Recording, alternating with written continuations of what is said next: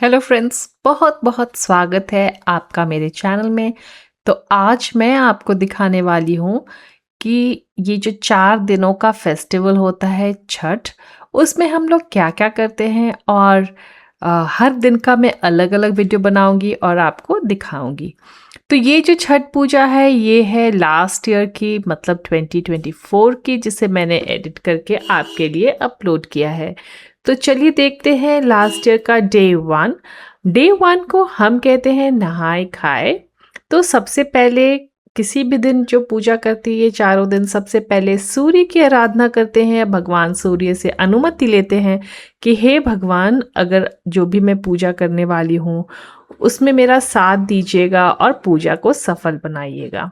वैसे तो तैयारियां शुरू हो जाती हैं कुछ दिन पहले से ही। तो सबसे पहले जो एक दिन पहले की जो तैयारी है वो मैं आपको बताती हूँ। तो एक दिन पहले हाथों में मेहंदी लगाई जाती है।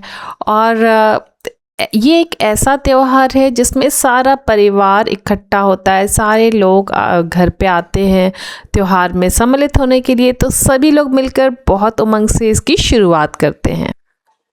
तो हो लग जाती है हाथों में मेहंदी, और मैं आपको अब बताती हूँ कि दूसरे दिन क्या होता है। मतलब जिस दिन नहाए खाए है, जो फर्स्ट डे है छठ का, उस दिन क्या करते हैं।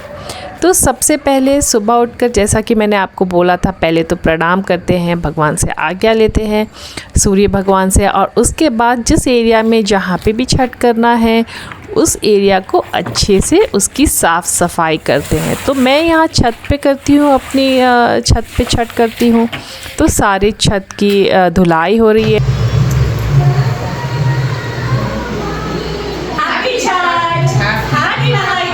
तो ये जो प्रोसेस है अभी जो मैं करने वाली हूँ, गेहूँ को धुल के पहले उसको उसकी सफाई करके उसको धोकर धूप में डालने वाली हूँ। ये या तो आप आज कर सकते हैं या तो कल, डिपेंड करता है कितनी धूप है आपके यहाँ और कैसा मौसम है।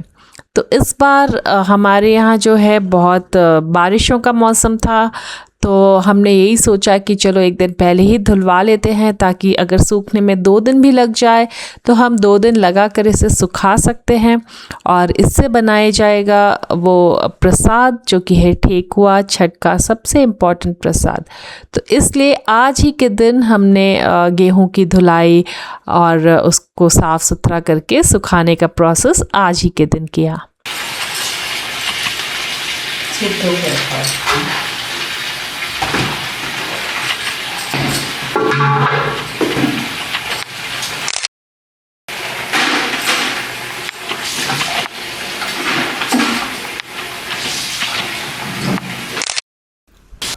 गेहूँ धुल गए तो अब उसे धूप में सुखाना भी ज़रूरी है।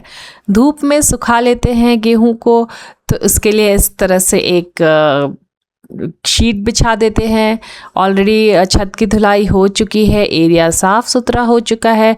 तो यहाँ साफ़ सफाई की बहुत महत्ता है इस पूजा में। तो साफ़ करने के बाद देखिए गेहूँ को धूप में डाल दिया हम लोगों ने, और इसे सूखने के लिए डाल देंगे। धूप फिर से आ गई है तो मुझे लगता है कि आज ही के दिन ये सूख जाएंगे। तो चलिए एक और बात बताती हूँ मैं आपको कि जब इसको धूप में डालते हैं ना, तो एक आदमी या कुछ लोगों को वहाँ पे हमेशा रहना पड़ता है, ताकि कोई चिड़िया उस पे ना आ जाए, कोई चीज़ उस पर गिर न जाए। इन सब चीज़ों का बहुत ध्यान रखना पड़ता है।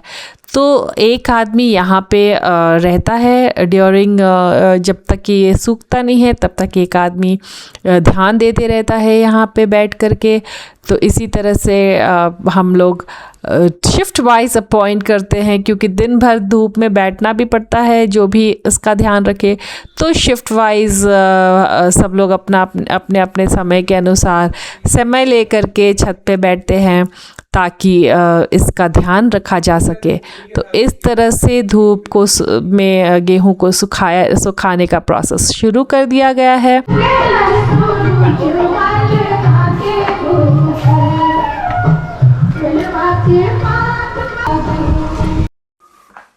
तो आज के दिन को कहा जाता है कद्दू भात भी।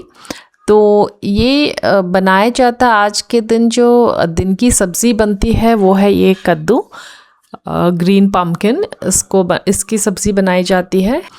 तो इसकी सब्ज़ी बनाई जाती है और आलू और 4-5 तरह की सब्ज़ियों की पकौड़ी बनाई जाती है, दाल चावल बनाया जाता है। तो जो व्रती होती हैं, जिन्होंने व्रत किया है, तो वो बड़े साफ़ सुथरे से नहा धोने के बाद, पूजा वगैरह करने के बाद, पूजा आराधना करने के बाद ये सब्ज़ी बनाती हैं, चावल दाल पकौड़े वगैरह बनाती हैं। जितने लोग हैं सब लोग मिल कर के इसमें पार्टिसिपेट करते हैं। बहुत उमंगों वाला ये त्यौहार है और सारे लोग मिल कर के बहुत हंसी खुशी से इस त्यौहार को मनाते हैं। तो इस तरह से ये सब्ज़ी बनाई जाती है और चावल दाल बनाया जाता है। तो मुझे लगता है कि जैसे ये जो है ना, ये आखिरी नमक वाला फूड होगा जो व्रती खाएंगी। तो मुझे लगता है कि छठ में जो है 36 घंटे का व्रत होता है, व्रती को खाना नहीं खाना होता है। और इसी वजह से मुझे लगता है कि ये जो कद्दू भात है ये बनाया जाता है ताकि ये पेट में थोड़ा ठंडा रखे और व्रती का जो व्रत है, पूजा है, अच्छे से बीत जाए। हेलो फ्रेंड्स, तो आज है छठ का पहला दिन, इसको कहते हैं नहाए खाए। तो आज चतुर्थी तिथि है, शुक्ल पक्ष की चतुर्थी तिथि, कार्तिक मास। नहाए खाए, नहा धो करके सूर्य की आराधना हम कर चुके हैं और उसके बाद ये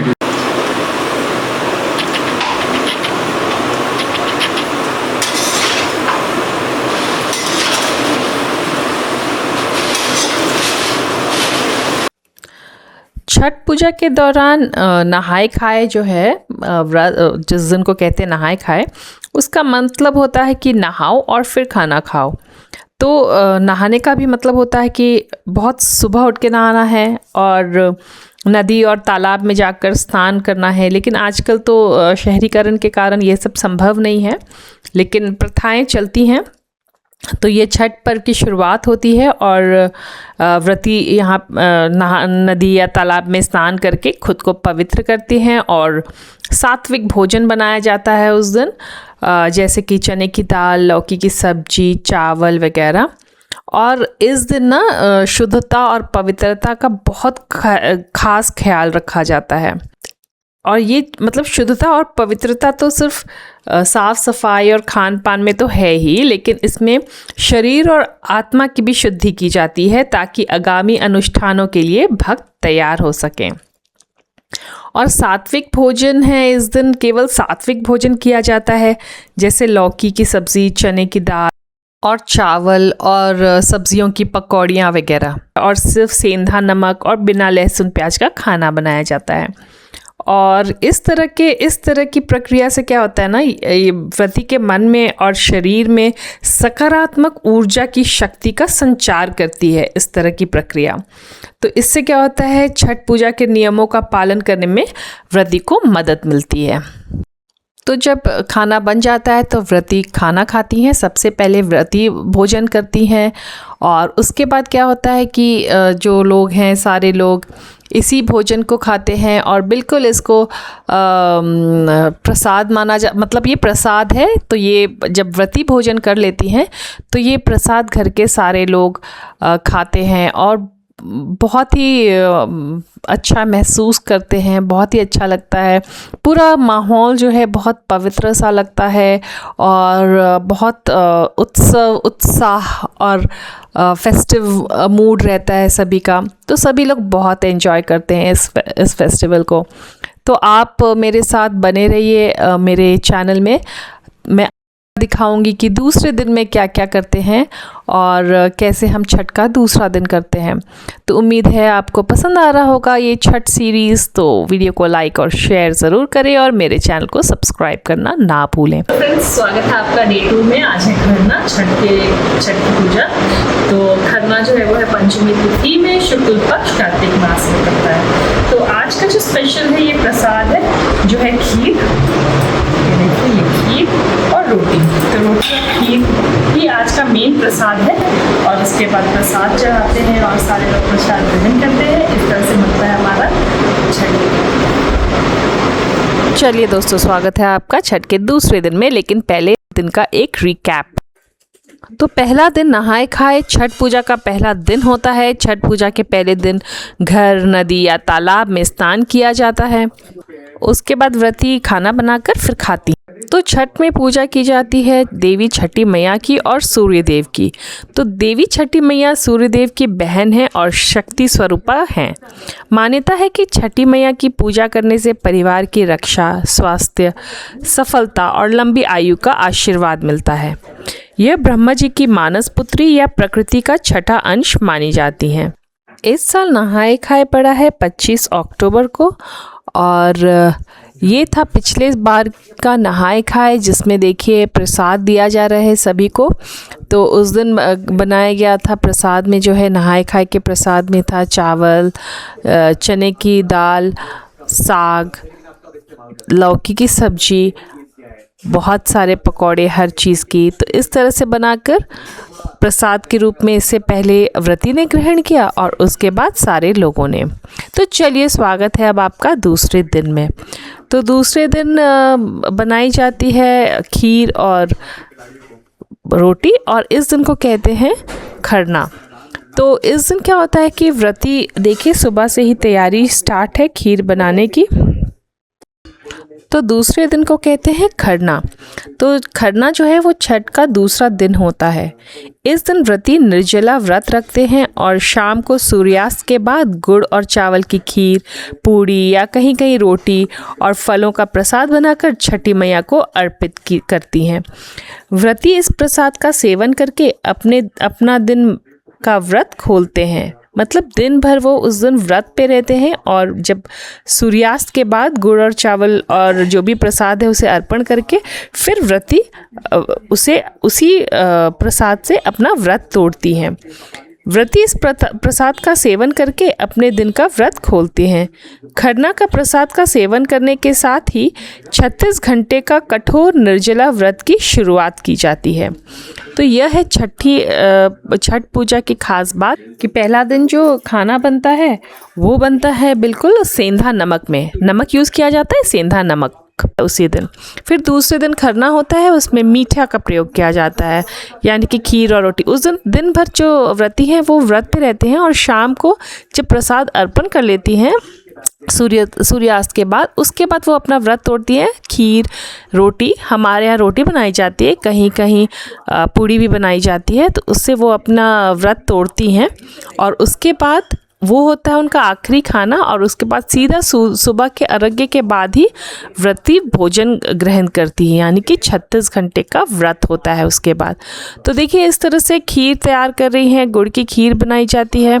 तो खीर और रोटी तैयार करती हैं, और तो बहुत सारे लोग आते हैं और मांग करके प्रसाद ग्रहण करने का एक अलग ही मान्यता है इस पर्व में।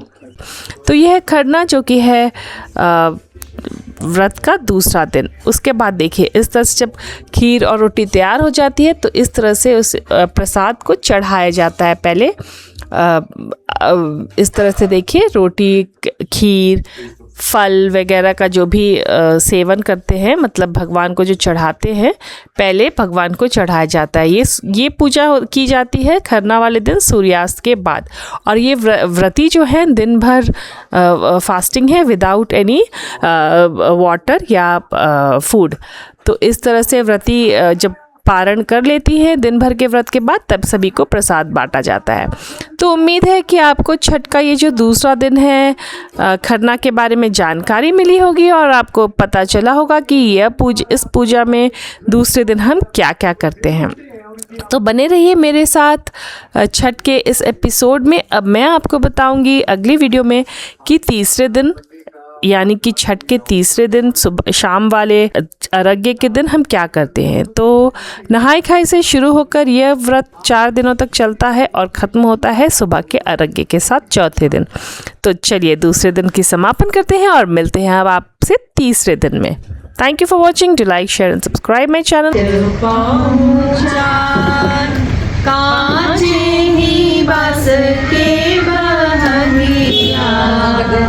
बहंगी लचकत जाय, बहंगी लचकत जाए। तो इस प्यारे से लोकगीत को सुनकर आपको ये तो एहसास हो ही गया होगा कि मैं आपको छठ के विषय में बताने वाली हूँ। छठ न सिर्फ एक पर्व है, न सिर्फ एक त्योहार है, बल्कि बिहार से जुड़ा और हर बिहारी से जुड़ा एक इमोशन है। इसके पहले मैंने छठ का पहले दिन में हम क्या क्या करते हैं इसका वीडियो बनाकर अपलोड किया है, और दूसरे दिन हम क्या क्या करते हैं इसका भी अपलोड किया है।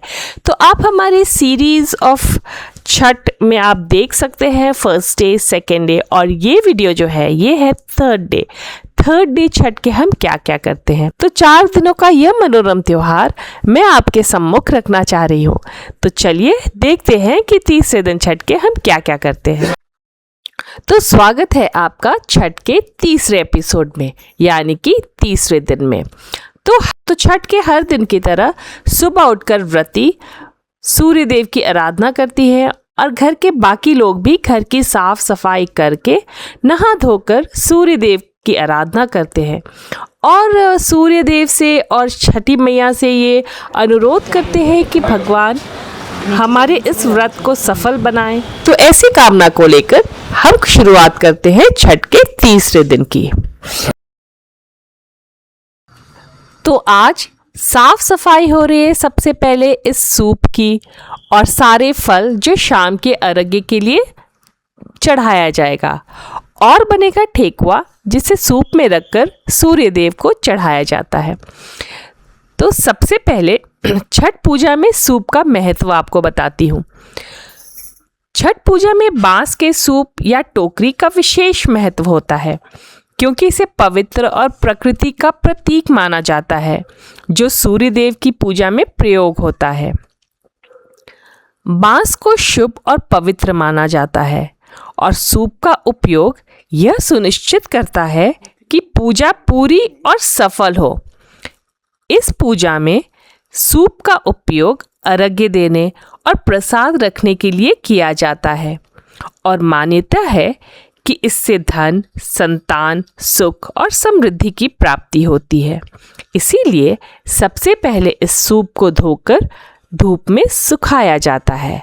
साथ साथ धुल लिए जाते हैं वो सारे फल जिसे इस सूप में रखे जाएंगे।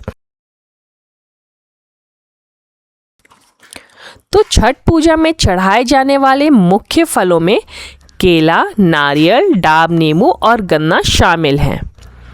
इसके अलावा शकरकंद, सिंघाड़ा, नाशपाती और अन्य मौसमी फल जैसे सेब, संतरा भी चढ़ाए जाते हैं। केला जो है यह छठ पूजा का एक बहुत महत्वपूर्ण फल है। नारियल, इसे श्रीफल भी कहा जाता है, और यह छठ पूजा में अवश्य चढ़ाया जाता है। डाब नींबू, यह एक मीठा और बड़ा नींबू होता है जिसका छिलका मोटा होता है। गन्ना, यह भी छठ पूजा का एक अनिवार्य हिस्सा है। सिंघाड़ा, इसे भी छठ पूजा में चढ़ाना शुभ माना जाता है।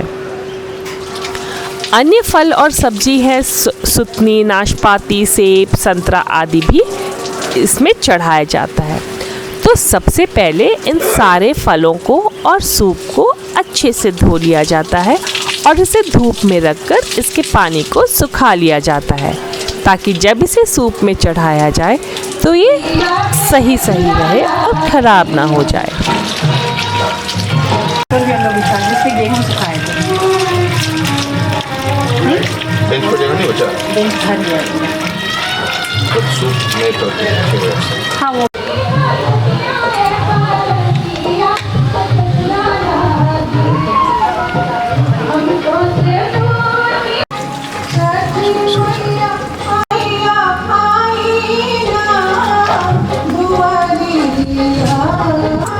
अभी तो धूप आएगा ना? हाँ अभी आएगा। अभी बस 1 घंटे में सूख जाएगा, 1 आवर। उसको आप साइड में कहीं भी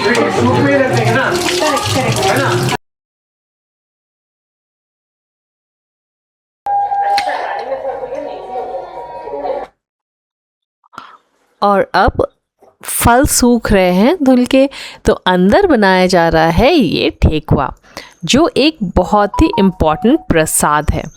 तो इसके लिए पहले गुड़ को पानी में हल्का सा गरम करके उसको पिघला लिया जाता है।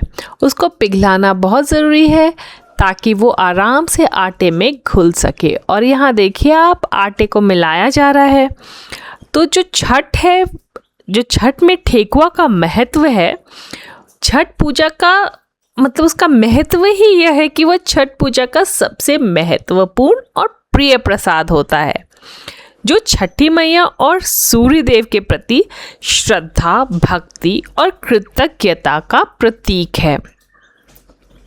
इसे चढ़ाने से परिवार में सुख समृद्धि आती है और यह नई फसल के प्रति आभार व्यक्त करने का भी तरीका है।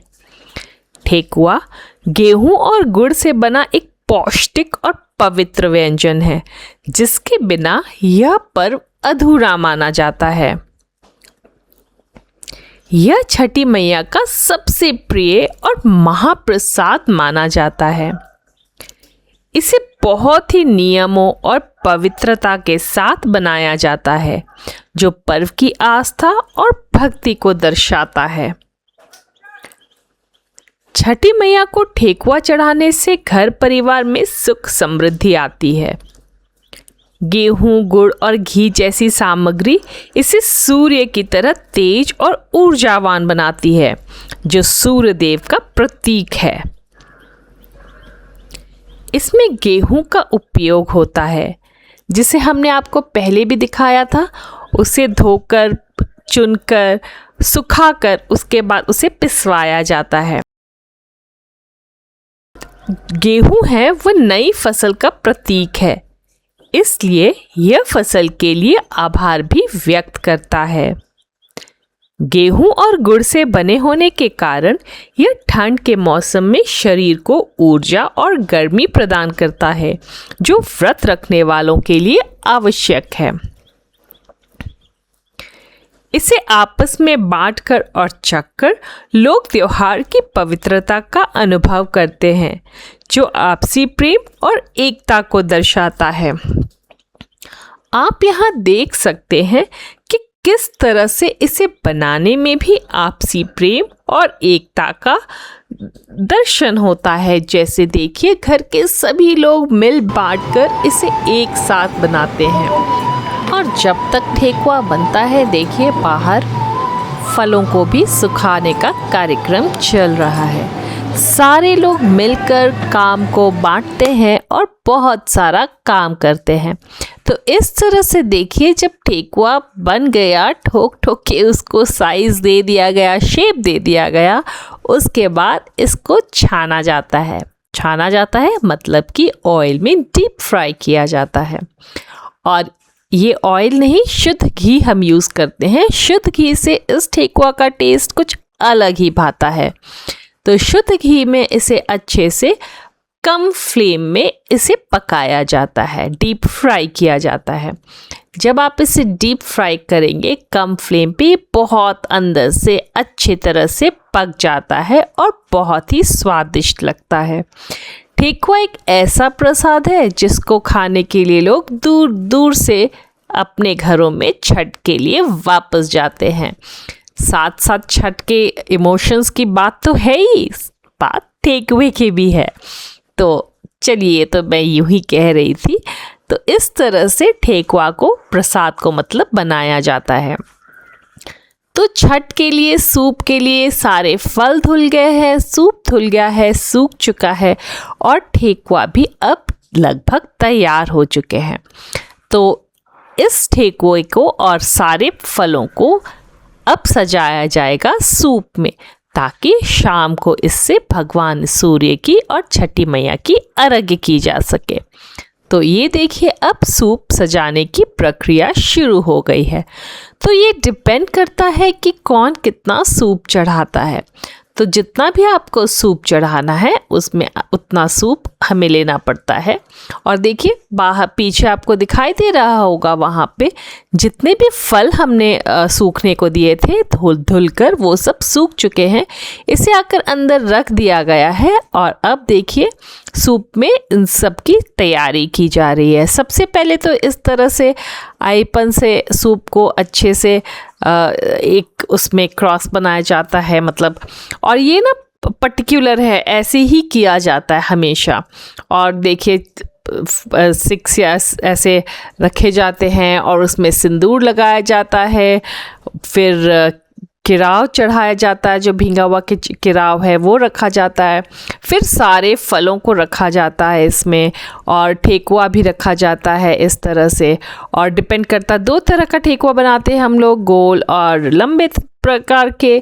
तो कौन सा पहले रखना है, कौन सा बाद में रखना है, कौन सा आगे रखा जाता है, कौन सा फल कहाँ रखा जाता है, सभी का एक नियम होता है। और उसी तरह से हर बार इस सूप को सजाया जाता है। तो देखिए कैसे सूप को सजाया जा रहा है। तो जब तक यहाँ सूप सजाया जा रहा है, देखिए इस तरह से सभी को ढंग से सही सही जगह पे रखा जा रहा है। तब तक क्या होता है कि बाहर जो है घाट की तैयारी हो रही होती है। देखिए यहीं पे हम करेंगे छठ, तो यहाँ पे इसे सजाया जा रहा है। इसे हम कहते हैं घाट। एक्चुअली नदी के किनारे होता है, लेकिन आजकल शहरीकरण के कारण और बहुत दूर न जा पाने के कारण, घर के अगल बगल नदी नहीं होने के कारण आजकल सारे लोग इसे अपनी छतों पे भी कर लेते हैं। तो हम इस बार अपने छत पे ही कर रहे हैं छठ। और ये देखिए सूप पूरी तरह से सज चुका है, हमने प्रणाम भी कर लिया। और अब क्या है कि एक एक अच्छे साफ न्यू टॉवल से इसे ढक देते हैं। अब बज गए हैं दिन के करीब 3। तो हम सुबह से उठे थे और अब 4 बजे हमें वापस, 4, साढ़े 4, 5 तक हम वापस आ जाएंगे तैयार होकर के घाट पे, ताकि अर्घ्य दे सकें। तो ये हो गई अर्घ्य की पूरी तैयारी। अब जल्दी जल्दी हम इसे ख़त्म करके यहाँ पे रख के तैयार करके वापस जाएंगे और तैयार होके फिर वापस आएंगे। तो अब तक सुबह से हम लगे हुए थे और अब 3 बजे तक ये तैयारी पूरी हो गई। तो ये देखिए तैयार होके अब शाम को सूर्यास्त के पहले हम लोग पहुँच चुके हैं घाट पर। और अब है ये फाइनल शाम का अर्घ्य, जिसे कहते हैं संध्या अर्घ्य। तो संध्या अर्घ्य का महत्व यह है कि यह मनोकामनाओं की पूर्ति, जीवन की परेशानियों को दूर करने और परिवार में सुख समृद्धि लाने वाला माना जाता है। डूबते सूर्य को अर्घ्य देने से जीवन में सकारात्मक ऊर्जा का संचार होता है, मन शांत होता है और शक्ति मिलती है। इसके अतिरिक्त यह व्रत संतान की लंबी आयु और स्वस्थ जीवन के लिए भी किया जाता है, क्योंकि सूर्य आरोग्य के देवता हैं। तो इस तरह से पूरी कर ली हमने आज की पूजा।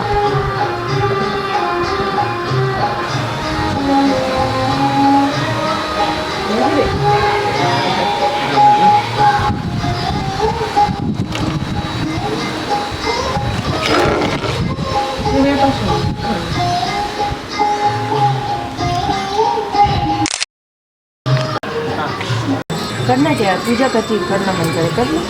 और सबको दूल्हा दुल्हन लौटा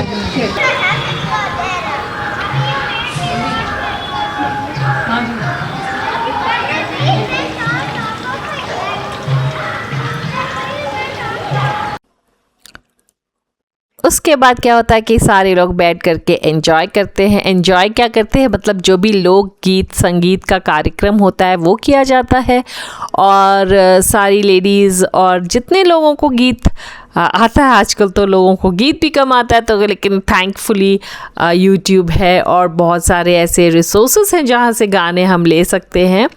तो गानों को हम उसके बाद इस तरह के गीत संगीत का कार्यक्रम करते हैं। लोग गीत गाए जाते हैं, छठी मैया के गीत गाए जाते हैं, सूर्य भगवान के गीत गाए जाते हैं। सारे देवताओं को धन्यवाद दिया जाता है कि वो हमारे इस पर्व में हमारे साथ हैं और हम आशीर्वाद दे रहे हैं। तो उम्मीद है आपको मेरा यह वीडियो छठ का यह तीसरा दिन पसंद आया होगा। और अगर आपको पसंद आए तो मेरे चैनल को ज़रूर लाइक और शेयर और सब्सक्राइब करें।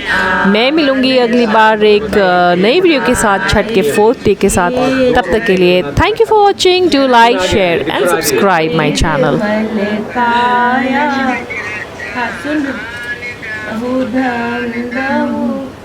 अच्छा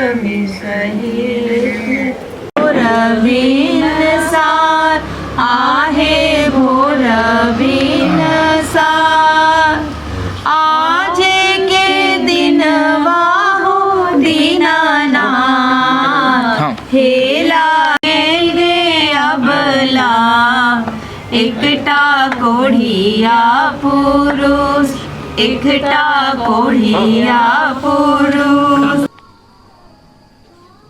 तो ये है छठ का चौथा और लास्ट डे।